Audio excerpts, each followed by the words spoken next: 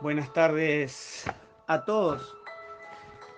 Hoy nos reúne otro momento más para compartir. Para compartir, en este caso, la segunda parte de el capítulo que se llama La Era del Flojisto, el número 5 del libro de Isaac Asimov, La búsqueda de los elementos. Habían aparecido ya ciertos elementos como el cobalto y el níquel. ¿Continuará esto? Veamos qué sucede. Se produjeron algunas discusiones respecto de si el níquel y el cobalto eran elementos o únicamente compuestos del hierro y del arsénico. Pero este asunto quedó zanjado en 1780 también por otro químico sueco, Torben Bergman. Preparó níquel en una forma más pura que lo que había hecho Crossdent y adujo un buen argumento para mostrar que el níquel y el cobalto no contenían arsénico y que eran, por el contrario, nuevos elementos. Bergman constituyó una palanca poderosa en la química y varios de sus alumnos continuaron el descubrimiento de nuevos elementos. Uno de estos fue Johann Göttingen, que trabajó como minero en su juventud y que siguió interesado por los minerales durante toda su vida. Los químicos habían estado trabajando con un mineral llamado manganeso, que convertía en violeta al cristal. Manganeso era una mala pronunciación de magnesio, otro mineral con el que lo habían confundido algunos alquimistas. Los químicos estaban seguros que el mineral violeta debía contener un nuevo metal, pero no fueron capaces de separarlo calentando el mineral con carbón vegetal como lo hacían siempre. Finalmente, Gahn encontró el truco, pulverizando el mineral con carbón de leña y calentándolo con aceite. Como es natural, este metal fue llamado manganeso. Otro discípulo de Bergman, Pedro Jacobo Halm, realizó mucho mejor este mismo truco para una mena a la que llamaron molibdena. Este nombre deriva de la voz griega que significa plomo, porque los primeros químicos confundieron a este material con una mena de plomo. Helm extrajo del mismo metal blanco, argentado, el cual ciertamente no era plomo. Este nuevo metal recibió el nombre de molibdeno. El tercero de los discípulos de Bergman, descubridores de elementos, no fue sueco. Se trataba del español don Fausto de Elújar. Junto con su hermano mayor José, estudió una mena pesada llamada tungsteno, palabra sueca que significa piedra pesada, o wolframio. Calentando la mena con carbón vegetal, los hermanos en 1783 aislaron un nuevo elemento, al que en la actualidad, según los países, se denomina tungsteno o wolframio. Bergman tuvo todavía una conexión indirecta con otro nuevo metal. En 1782, un mineralólogo austríaco, Franz Müller, separó de una mina de oro un nuevo metal que tenía algo parecido con el antimonio. Envió una muestra a Bergman, como hacían los más importantes mineralólogos de su época, y Bergman le aseguró que no era antimonio. En su momento, el metal nuevo recibió el nombre de telurio, de una voz latina que significa tierra. Mientras todos los elementos habían sido descubiertos en Europa, también iba a ser descubierto uno en el Nuevo Mundo. En 1748, un oficial de marina español llamado Antonio de Ulloa, cuando viajaba de Colombia a Perú en una expedición científica, encontró unas minas que producían una pepita de un metal blanquecino. Se parecía a la plata, pero era mucho más pesado. El parecido con la plata y tomando como base esa palabra española hizo que se diese a este nuevo nombre, este nuevo metal, un nombre como platino. Al regresar a España, Ulloa se convirtió en un destacado científico y fundó el primer laboratorio en España dedicado a la mineralogía. También se hallaba interesado por la historia natural y por la medicina. Además, acudió a Nueva Orleans como representante del rey español Carlos III, cuando España adquirió a Luisiana, que antes pertenecía a Francia tras la guerra india en Estados Unidos. Incluso los antiguos metales conocidos por los alquimistas tuvieron una nueva trayectoria en aquellos primeros tiempos de la química moderna. En 1746 un químico alemán, Andreas Sigismund Marggraf, preparó zinc puro y describió cuidadosamente sus propiedades por primera vez. Por tanto, le ha sido atribuido el descubrimiento de ese metal. Probablemente Marggraf es más conocido, sin embargo, por encontrar azúcar en la remolacha. Con un microscopio detectó pequeños cristales de azúcar en aquel vegetal y al mismo tiempo proporcionó al mundo una nueva fuente de azúcar. Marggraf fue el primero en emplear el microscopio en la investigación química.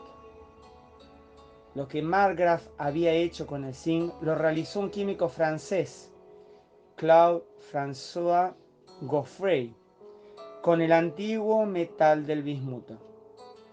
En 1753 aisló el metal y describió cuidadosamente su comportamiento, por lo que algunas veces se le ha atribuido el descubrimiento de este elemento. Aparecieron los gases. Sin embargo, los metales no constituyeron el interés principal del fructífero siglo XVIII. La mayor excitación de aquel tiempo radicaba en el descubrimiento de nuevos gases. Ya hemos mencionado el descubrimiento previo por Boyle de un gas inflamable mediante el tratamiento de hierro con ácido.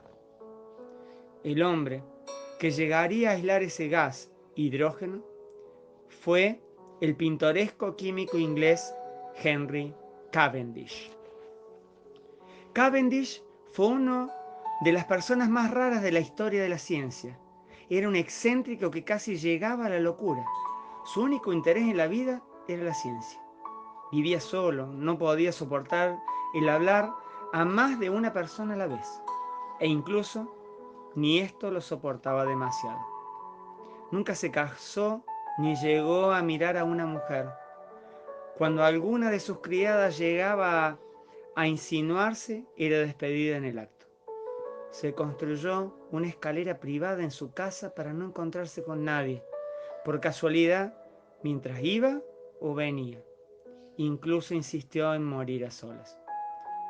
Como pariente del duque de Devonshire, Cavendish heredó una gran fortuna a la cual dedicó prácticamente toda a sus investigaciones científicas. Y luego continuó viviendo de manera miserable cuando se quedó sin nada. Cavendish fue uno de los experimentadores más inteligentes de todos los tiempos.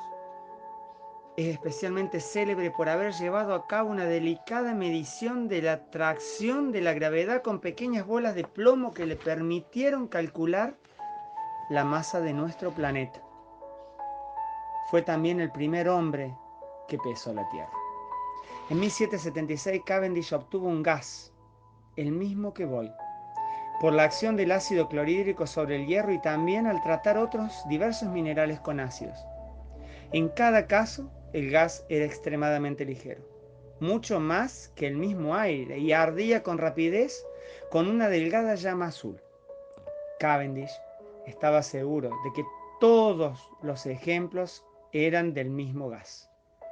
Dado que el gas ardía con tanta facilidad y que era tan ligero, Cavendish creía que había aislado el mismo flogisto. Mientras tanto, la composición del aire estaba siendo objeto de un muy próximo escrutinio. Uno de los primeros en probar que contenía una mezcla de gases fue un químico escocés, Joseph Black. Observó que una vela que ardía dentro de un recipiente cerrado al cabo de un tiempo se apagaba. Había agotado algún componente del aire que favorecía la combustión, pero aún quedaba aire en el recipiente. ¿De qué estaba formado el aire que quedaba? ¿Dióxido de carbono? No del todo, puesto que cuando Black extrajo el dióxido de carbono, al hacer pasar aire a través de un producto químico que absorbía dicho gas, todavía quedaba una cantidad considerable de aire.